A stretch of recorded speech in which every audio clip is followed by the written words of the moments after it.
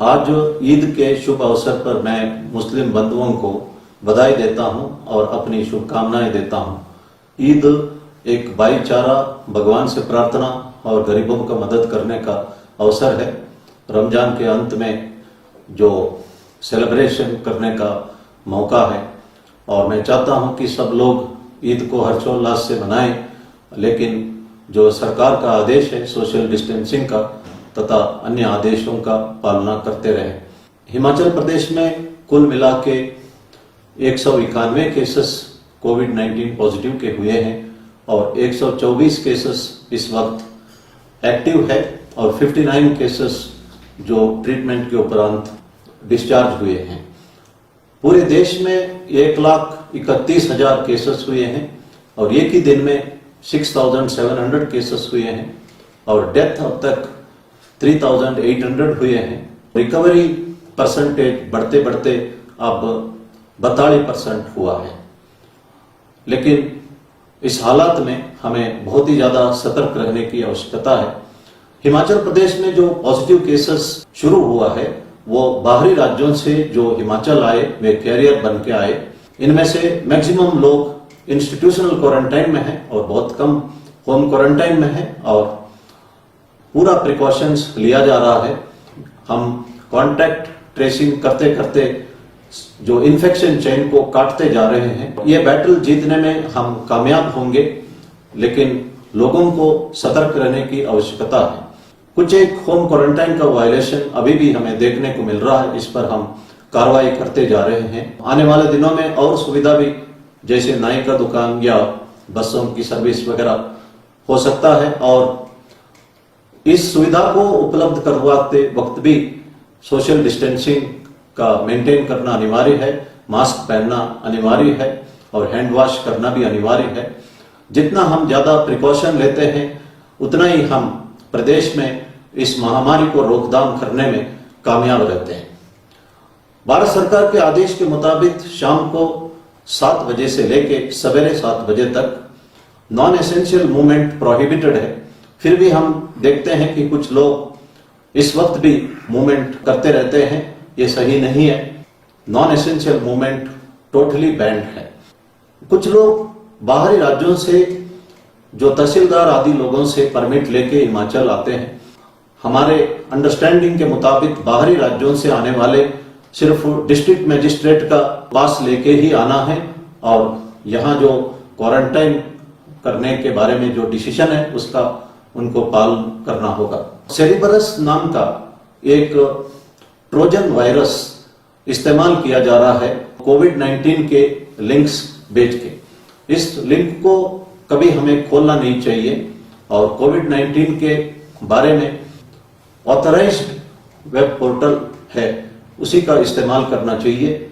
और cyber crime इस वक्त बहुत ज्यादा बढ़ रहा है और इस हालात का फायदा उठा रहे हैं फ्रॉडस्टर्स, इसलिए हमें बहुत प्रिकॉशंस इस मामले में लेने की आवश्यकता है।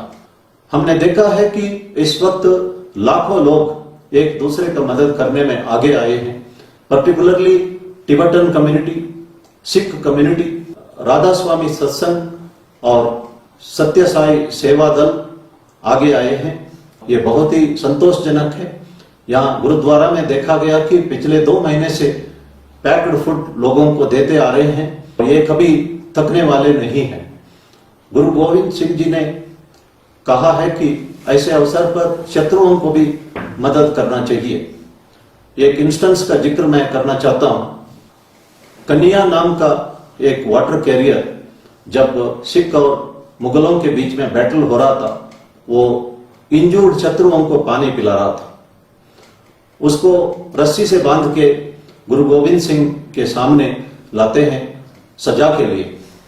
वो व्यक्ति कहता है कि जो इंजूर्ड असहाय है, जो चल नहीं सकता है, कुछ भी डैमेज नहीं कर सकता है और उसको पानी की आवश्यकता है, मैं धर्म के आचरण करते हुए उसे पानी पिलाया।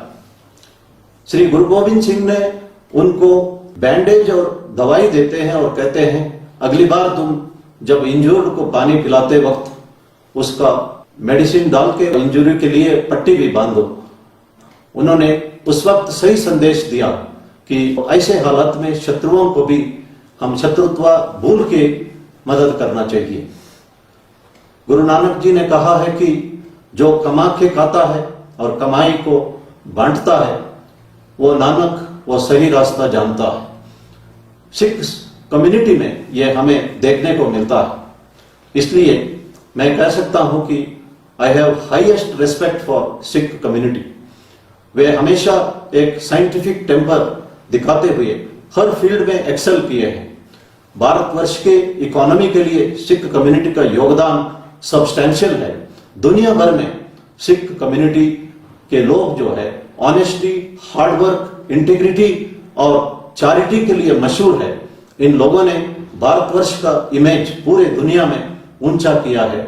मैं हमेशा सिख कम्युनिटी के लिए धन्यवाद करना चाहता हूं। धर्म का सही असर हमें सिख कम्युनिटी में देखने को मिलता है। उन्होंने अपना रिलीजियस आइडेंटिटी मेंटेन किया है, लेकिन simultaneously they have excelled in all field. His holiness Dalai Lama ji कहते हैं, जो एंजाइटी, स्ट्रेस और फियर और वरी जो है हमारा माइंड की वजह से, अगर हम माइंड कंट्रोल कर सकते हैं इनमें से कुछ भी चीज नहीं होगी। मैं जब भी दलाई लामा जी से मिला हूं, मैंने देखा है कि वे हमेशा शांत रहते हैं। उनके चेहरे में एक चाइल्ड लाइक जो स्माइल मैंने देखा, वो कभी भी स्ट्रेस में या एंग्शियस नहीं होते हैं। उनका मेडिटेशन का असर उनमें देखने को मिलता है। इसी तरह भगवान बुद्ध भी कहते हैं कि thoughts makes the world which you would like to see. Bhagwan Buddha कभी भी डरते नहीं थे। हम सब ने सुना होगा कि अंगुलीमाल करके एक व्यक्ति खतरनाक डाकू था।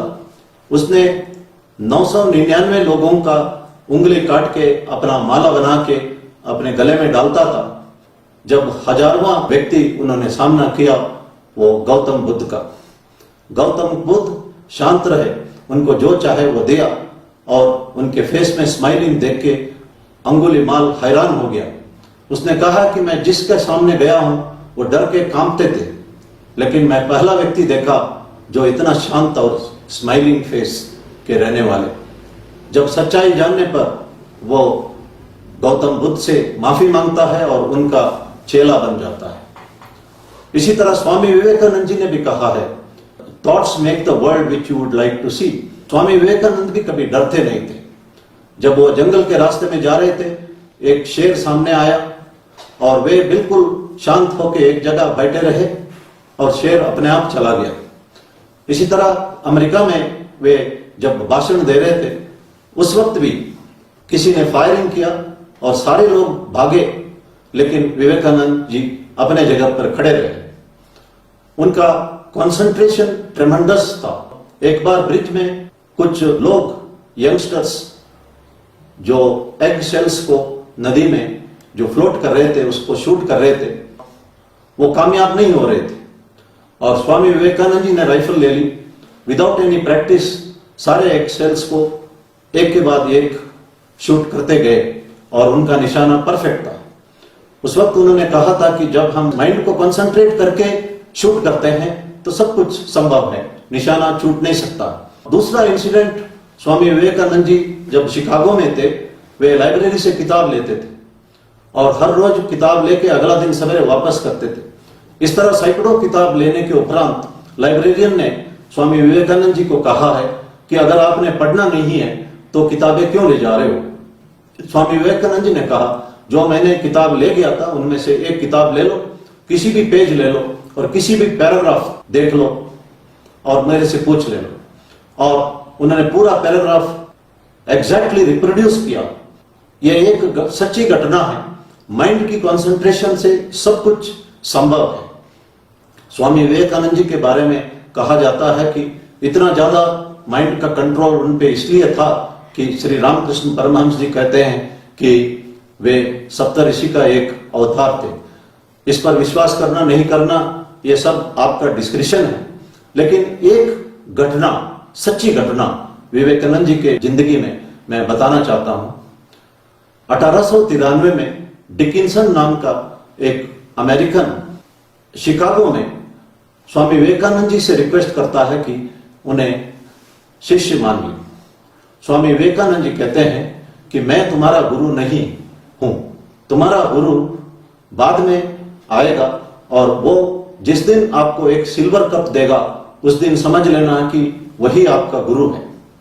और 43 साल के उपरांत 1936 में परमहंस योगानंद जी दोबारा अमेरिका जाते हैं और डिकिंसन को एक गिफ्ट देते हैं। वो गिफ्ट एक सिल्वर कप था। डिकिंसन अपना गिफ्ट देखते हैरान हो जाते हैं, भावुक हो जाते हैं। ये एक सच्ची घटना है। माइंड कंट्रोल से सब कुछ संभव है और डिसिप्लिन माइंड कंट्रोल से ही आता है। और जो डिसिप्लिन व्यक्ति है वो सवेरे जल्दी उठता है, एक्सरसाइज, योगा, प्राणायाम आदि करते हैं, लिमिटेड फूड लेते हैं और जो भी सोशल डिस्टेंसिंग नॉर्म है वो पालन कर सकते हैं। इसलिए माइंड को हमें कंट्रोल करना चाहिए और अगर सिंपल तरीके से सोशल डिस्टेंसिंग बनाने से और मास्क पहनने से और लगातार हैंड वॉश करते रहने से इस महामारी से हम अपने आप को बचा सकते हैं तो क्यों ना बचाए। इसके लिए एक डिसिप्लिन की आवश्यकता है और ये माइंड कंट्रोल से ही संभव है। Where there is will there is way, जैसे प्रधानमंत्री जी ने कहा है कि अगर चाह है तो राह है। धन्यवाद। जय हिंद। अरे ये क्या कर रही हो? क्यों, क्या हुआ? अरे इस प्लास्टिक पैकेजिंग कचरे को संभाल कर रखो। 75 रुपए किलो बिकता है ये। 10 रुपए किलो बिकने वाली रद्दी को बड़ी संभालती हो। अब प्लास्टिक कोई कचरा नहीं है, इसे बेचें, पैसा कमाएं और प्लास्टिक प्रदूषण से राहत पाएं। राज्य के स्थानीय शहरी निकायों में स्थापित प्लास्टिक कचरा खरीद केंद्रों में रिसाइकल न हो सकने वाले ब्रेड, केक, बिस्किट, कुकीज, नमकीन, Kurkure, chips, wafers, candies, noodles की पैकेजिंग प्लास्टिक के कचरे तथा विभिन्न प्रकार की तरल सामग्री जैसे दूध, तेल, शैम्पू, हैंड वॉश, लस्सी, दही, जूस इत्यादि को साफ व सूखे पैकेजिंग प्लास्टिक का कचरा बेचा जा सकता है। चल पड़ी है ये लहर, हर गांव, हर शहर प्लास्टिक कचरे से प्रदेश को मुक्त कराना है। हिमाचल प्रदेश पर्यावरण विज्ञान एवं प्रौद्योगिकी विभाग द्वारा जनहित में जारी।